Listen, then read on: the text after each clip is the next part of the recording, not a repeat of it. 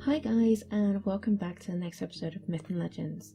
This is running alongside my Lily and Sasha RPG Maker Let's Play, and as I encounter things in the game, I'm uploading a Myth and Legends to go with it.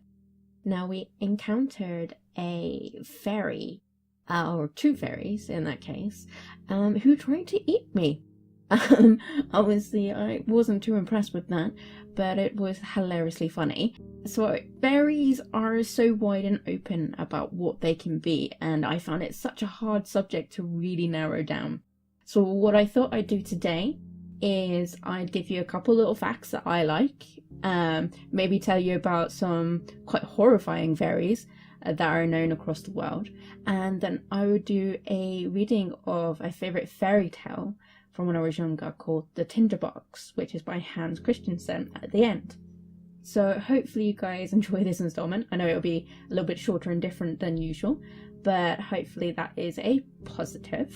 So one thing I kind of identify with fairies is they love shiny things, and I love shiny things. So I feel that's an awesome start. There is so many stories out there about fairies getting distracted by sparkly objects. Goblins love gold, sprites and the starshine, and there's other fairies, things like small bells, Christmas decorations, marbles, things like that they used to steal. So it's really cool that they have like this kind of distraction that, if you ever were to encounter fairy guys, and you know what, just because you haven't seen it doesn't mean they don't exist, that you need something shiny to distract them with. Now, one of the stories I remember from when I was younger about fairies is kind of scary, was that fairies used to steal babies, and they used to replace them with changelings. Now, I have heard from different story sites that they sometimes replace them with their senile, like, OAP fairies that have obviously gone off the end, and sometimes it could be just simple as a piece of wood. But it used to be that a child used to be stolen and then replaced with one particular item in trade. Now, no one really kind of understands why they did this. It seems to be different from different cultures and different places in the world. But in Scotland and in Ireland in Celtic history, it tends to come down to children who are like complimented, like praised, that they were seen as valuable to fairies. So it used to be that you had to put a blessing over a child, and you had to do extra things on a newborn baby. Things like put a man suit at the foot of the bed, and you also put a cross at the top of the bed to try and stop fairies from stealing your child, as they were seen as a valuable commodity, I guess. Now, whether this is the truth, because they wanted the babies, I don't know. But there is a story about these fairies called Bendethva Mabu. Now, that's literally translated to Mother's Blessing, which is quite funny. They're engaged in some nasty kidnapping, as the term be. They used to kidnap their babies, and they used to leave their own deformed babies in replacement. And they used to call them crimbles. Parents of the kidnapped child used to go to places like witches to try and get their offspring back. But it seems to be that the Bendith fairies, unlike ones that I heard in Scotland, actually did tend to return the baby after they taught them to appreciate really good music. So I don't know how scary that is. I mean, it's going to be, I guess, scary that your child is being replaced with a deformed fairy baby. I mean, you're not asking me creepy, but you're going to get the child back after they're going to have a good taste of music. So, I don't know. I mean, do you keep the fairy baby when your other child comes back? I mean, how long does it take to teach a child to appreciate really good music? I don't know. But that's something from Wales, from what they used to point out. In Scotland, the child never came back, so we we never knew the reason why a child was taken. It was just that the child was never brought back. Now, as I mentioned before, there are some scary fairies out there, and I'm just going to name a couple because you could literally, as I said before, go on and on about the subject. It is so widespread. So there is one that kind of stood out to me, and it's called a Lidhamshi. Now, this is a kind of a cross between a fairy and a vampire. So she used to prey on men on the Isle of Man. Now, for those of you who don't know where the Isle of Man is, it's very close to Great Britain. And what she would do is she would disguise herself as an attractive young woman, and she would seduce her victim like a succubus. Now, there are two options here. Either the man would become her lover, and she would slowly drain him to death until he died, or he denied her and somehow managed to resist, and she would violently kill him. So really, he's gonna end up dead. So the choice is, do you have lots of sex before you die while slowly being killed slowly, or do you have a violent death without any kind of positive outcome? I don't know. If you guys know, put it in the comments before. What would you prefer? Would you prefer to become the lover and slowly die, or would you prefer the violent killing without any of the positive benefits? A few other, there was one in particular actually from the Philippines that I found really interesting. Now, these are called, again, if I pronounce this wrong, I apologize, Berberoka. Now, to me, these were basically like mermaids. Reminds me of mermaids, but they lived in swamps and rivers in the Philippines. And what they used to do is they used to ingest loads of water in an area, and what that would do apparently is make fish come to the surface and be more visible to fishermen. So fishermen would go to that area to fish. Now, when the fishermen arrived, she would then bloat the water back out and capsize the boat, drag the fisherman underneath the water, and then eat him. Yep, you heard that right. They would eat them.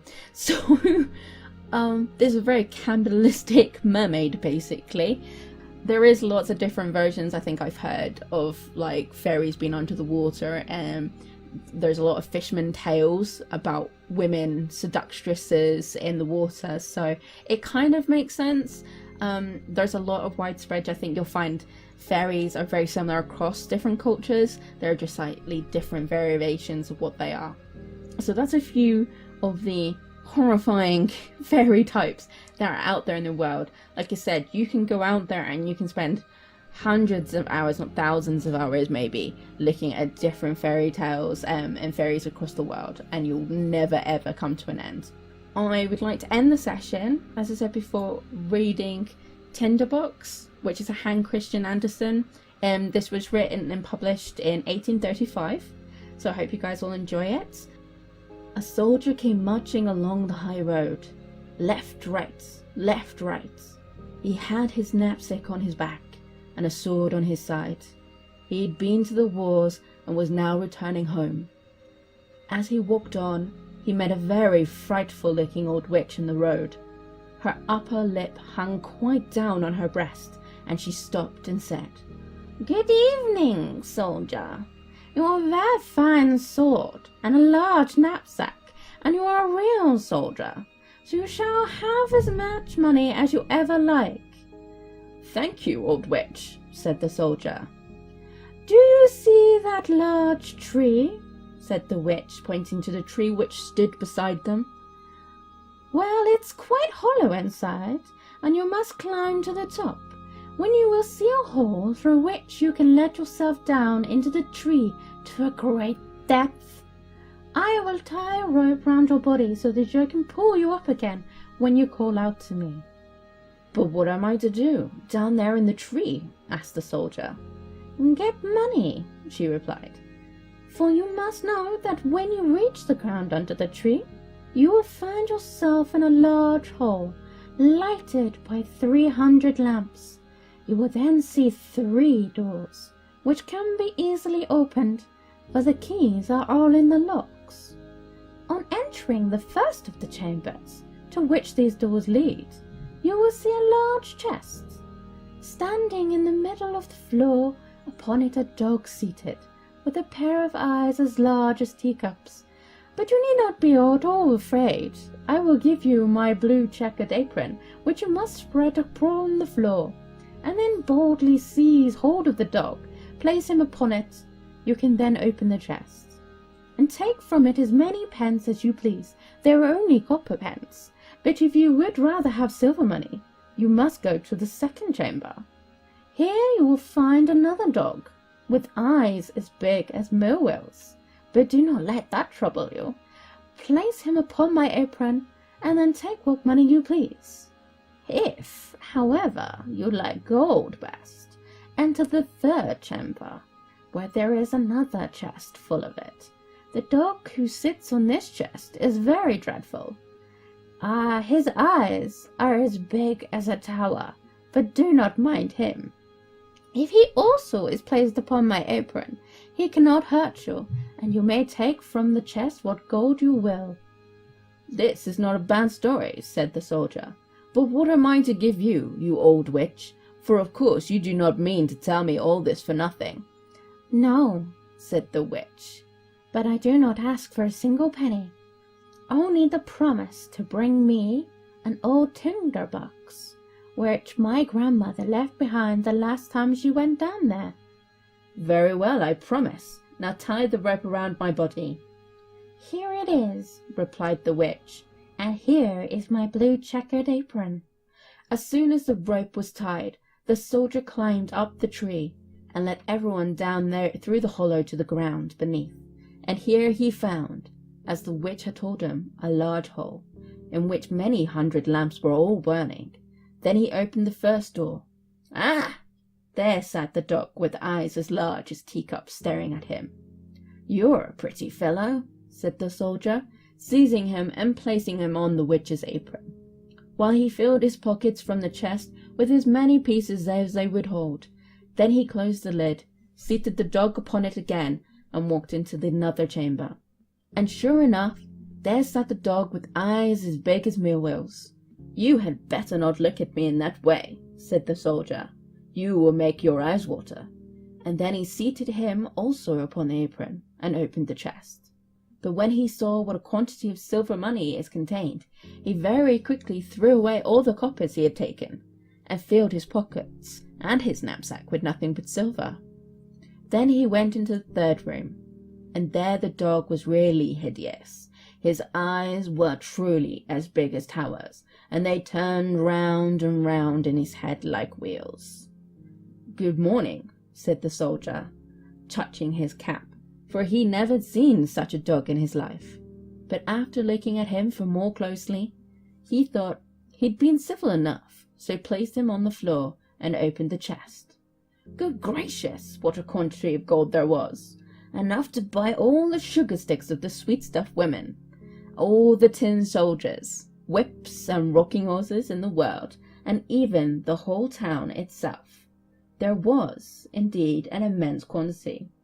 So the soldier now threw away all the silver money he had taken, and filled his pockets and his knapsack with gold instead. And not only his pockets and his knapsack, but even his cap and boots, so that he could scarcely walk. He was really rich now, so he replaced the dog on the chest, closed the door, and called up through the tree, "Now pull me up, you old witch." "Have you got the tinderbox?" asked the witch. "No, I declared I quite forgot it." So he went back and fetched the tinderbox, and then the witch drew him up out of the tree, and he stood again in the high road, with his pockets, his knapsack, his cap, and his boots full of gold. "What are you going to do with the tinderbox?" asked the soldier. "That is nothing to you," replied the witch. "You have the money, now give me the tinderbox." "I'll tell you what," said the soldier. "If you don't tell me what you're going to do with it, I will draw my sword and cut off your head." "No," said the witch. The soldier immediately cut off her head, and there she lay on the ground. Then he tied up all his money in her apron and slung it on his back like a bundle, put the tinderbox in his pocket, and walked off to the nearest town. It was a very nice town, and he put up the best inn and ordered a dinner of all his favourite dishes. But now he was rich and had plenty of money. The servant who cleaned his boots thought they certainly were a shabby pair to be worn by such a rich gentleman, for he had not yet bought any new ones. The next day, however, he procured some good clothes and proper boots, so that our soldier soon became known as a fine gentleman, and the people visited him, and told him all the wonders that were to be seen in the town, and of the king's beautiful daughter, the princess. "Where can I see her?" asked the soldier. "She is not to be seen at all," they said. "She lives in a large copper castle, surrounded by the walls and towers. No one but the king himself can pass in or out, for there have been a prophecy that she will marry a common soldier, and the king cannot bear to think of such a marriage." "I should like that very much, to see her," thought the soldier, but he could not obtain permission to do so. However, he passed a very pleasant time, went to the theatre, drove in the king's garden, and gave a great deal of money to the poor, which was very good of him. He remembered what had been in olden times to be without a shilling. Now he was rich and had fine clothes and many friends, who all declared he was a fine fellow and a real gentleman, and all this gratified him exceedingly. But his money would not last forever, and as he spent and gave away a great deal daily, and received none, he found himself at last with only 2 shillings left. So he was obliged to leave his elegant rooms, and live in a little garret under the roof, where he had to clean his own boots, and even mend them with a large needle. None of his friends came to see him. There were too many stairs to mount up. One dark evening he had not even a penny to buy a candle. Then all at once he remembered that there was that piece of candle stuck in the tinderbox, which he had brought from the old tree into which the witch had helped him. He found the tinderbox, but no sooner had he struck a few sparks from the flint and steel than the door flew open, and the dog with eyes as big as teacups, when he had seen while down in the tree, stood before him and said, "What orders, master?" "Hello," said the soldier. "Well, this is a pleasant tinderbox, if it brings me all I wish for." "Bring me some money," said he to the dog. He was gone in a moment, and presently returned, carrying a large bag of coppers in his mouth. The soldier very soon discovered after this the value of the tinderbox. If he'd struck the flint once, the dog who sat on the chest of copper made his appearance. If twice, the dog came from the chest of silver, and if 3 times, the dog with eyes like towers, who watched over the gold. The soldier had now plenty of money. He returned to his elegant rooms, and reappeared in his fine clothes, so that his friends knew him again directly, and made as much of him as before. After a while he began to think it was very strange that no one could get a look at the princess. "Everyone who says she's very beautiful," thought he to himself, "but what is the use of that if she is to be shut up in a copper castle surrounded by so many towers? Can I by any means get to see her? Stop! Where is my tinderbox?" Then he struck a light, and in a moment the dog with eyes as big as teacups stood before him. "It is midnight," said the soldier, "yet I should much like to see the princess, if only for a moment." The dog disappeared instantly, and before the soldier could even look around, he returned with the princess. She was lying on the dog's back asleep, and looked so lovely that everyone who saw her would know she was a real princess. The soldier could not help kissing her, true soldier as he was. Then the dog ran back with the princess, but in the morning, while at breakfast with the king and queen, she told them with a singular dream she had during the night, of a dog and a soldier, that she had ridden on the dog's back and been kissed by the soldier. "That is a very pretty story indeed," said the queen. So the next night one of the old ladies of the court was set to watch by the princess's bed, to discover whether it really was a dream, or what else it might be. The soldier longed very much to see the princess once more, so he sent for the dog again in the night to fetch her, and to run with her as fast as ever he could. But the old lady put on water boots, and ran after him as quickly as he did, and found that he carried the princess into a large house. She thought it would help her to remember the place if she made a large cross on the door with a piece of chalk. Then she went home to bed, and the dog presently returned with the princess. But when he saw that a cross had been made on the door of the house where the soldier lived, he took another piece of chalk and made crosses on all the doors in the town, so that the lady in waiting might not be able to find out the right door. Early the next morning the king and queen occupied the lady and all the officers of the household to see where the princess had been. "Here it is," said the king, when they came to the first door with a cross on it. "No, my dear husband, it must be that one," said the queen, pointing to a second door having a cross also. "And here is one, and there is another," they all exclaimed, but there were crosses on all the doors in every direction, so they felt it would be useless to search any further. But the queen was a very clever woman. She could do a great deal more than merely ride in a carriage. She took her large gold scissors, cut a piece of silk into squares, and made a neat little bag. This bag she filled with buckwheat flour and tied it around the princess's neck, and then she cut a hole in the bag so that the flour might scatter on the ground as the princess went along. During the night the dog came again and carried the princess on his back and ran with her to the soldier, who loved her very much and wished that he had been a prince so that he might have her for a wife. The dog did not observe how the flour ran out of the bag all the way from the castle wall to the soldier's house, and even up to the window where he had climbed with the princess. Therefore in the morning the king and queen found out where the princess had been, and the soldiers were taken up and put in prison. Oh, how dark and disagreeable it was as he sat there, and the people said to him, "Tomorrow you will be hanged." It was not very pleasant news, and besides, he had left the tinderbox at the inn. In the morning he could see through the iron grating of the little window how the people were hastening out of town to see him hanged. He heard the drums beating and saw the soldiers marching. Everyone ran out to look at him, and a shoemaker's boy with a leather apron and slippers on galloped by so fast that one of his slippers flew off and struck against the wall where the soldier sat looking through the iron grating. "Hello, you shoemaker boy, you need not be such in a hurry," cried the soldier to him. "There will be nothing to see till I come, but if you will run to the house where I have been living and bring me my tinderbox, you shall have 4 shillings, but you must put your best foot foremost." The shoemaker's boy liked the idea of getting the 4 shillings, so he ran very fast and fetched the tinderbox and gave it to the soldier, and now we shall see what happened. Outside the town a large gibbet had been erected, around which stood the soldiers and several thousands of people. The king and the soldiers sat on splendid thrones opposite to the judges and the whole council. The soldier already stood on the ladder, but as they were about to place the rope round his neck, he said that an innocent request was often granted to a poor criminal before he suffered death. He wished very much to smoke a pipe, as it would be the last pipe he should ever smoke in the world.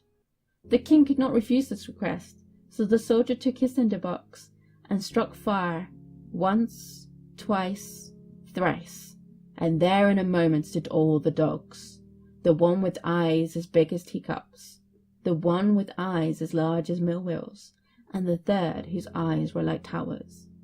"Help me now, that I may not be hanged," cried the soldier, and the dogs fell upon the judges and all the councillors, seized by the legs and another by the nose, and tossed them many feet high in the air, so that they fell down and were dashed to pieces.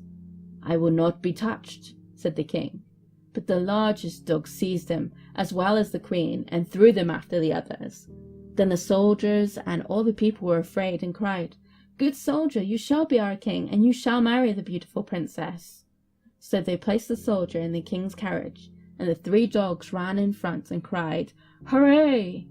And the little boys whistled through their fingers, and the soldiers presented arms. The princess came out of the copper castle and became queen, which was very pleasing to her. The wedding festivities lasted a whole week, and the dogs sat at a table and stared with all their eyes. Well guys, I hope you all enjoyed that as much as I did. Please leave me a like, please subscribe if you really like me, and leave any comments in regards to, say, some of the fairies I spoke about or anything that you would like me to discuss in future. I hope you guys all have a good New Year's, and I'll speak to you guys in the next video.